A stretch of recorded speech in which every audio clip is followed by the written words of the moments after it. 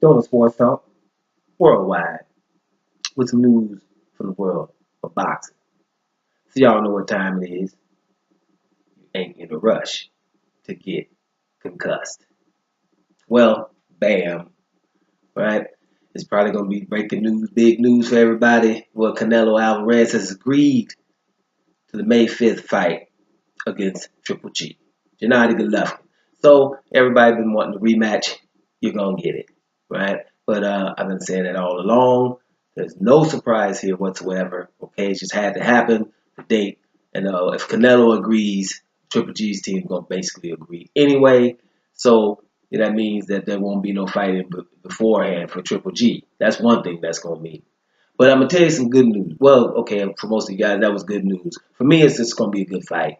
I'm gonna watch the fight, but I would have had liked to seen something else.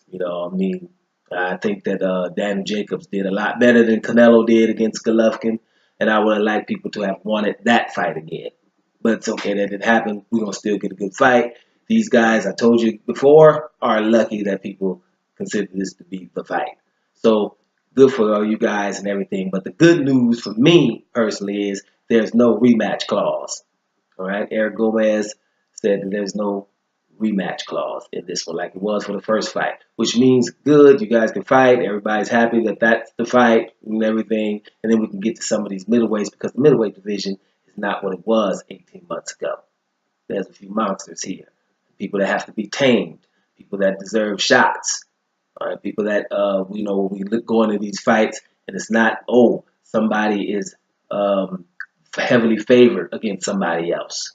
Right, we got mandatories and Derevchenko, right? IBF mandatory. Demetrius Andre trying to peekaboo in here a little bit, right? Jamal Charlo is over there, right? Billy Joe Saunders just done, is magnificent. Got people not wanting to fight him all of a sudden, even though he's got that WBO strap. So there's a lot of things going on that we can like to get to. So Canelo and Triple G, okay, we'll go ahead and handle you guys' business. May the best man win in that one, But I just say like this, you knew that Golovkin basically won that fight. Most people would have thought that Golovkin won that fight. That wasn't the same way with Daniel Jacobs, right? Daniel Jacobs was a close fight. It was American feed, all of Britain, the British feed, for example, and they don't have a horse in this race. So they had Jacobs winning by 2 rounds. So we're talking about a very close fight that could have happened again. That's what I would have preferred to see. So, and by the way, speaking of Jacobs, he's out there too still, right? So it's a lot of things going on in that division. Let these guys do that. Canelo, got away with one. Adelaide Bird gave him 118, 110, made that a fight a draw. Okay, that's good.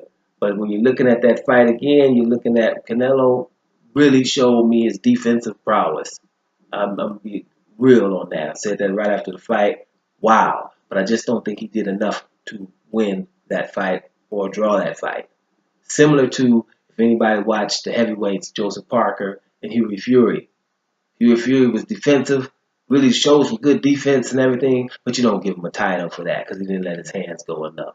I don't think Canelo stood enough and hit him with enough shots. I think Gennady Golovkin outworked him, but slightly, right? So it warrants a second fight.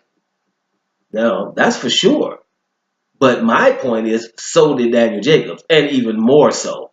But I didn't really hear the outcry. So this fight for me is on the back burner because I don't think that. I think that Giant Golovkin has an argument to be the best middleweight, right? He has. I'm talking about like my argument is I'm the best middleweight. Y'all better come up with something, right? Until you get there, because right now Gennady Golovkin is the best middleweight, right?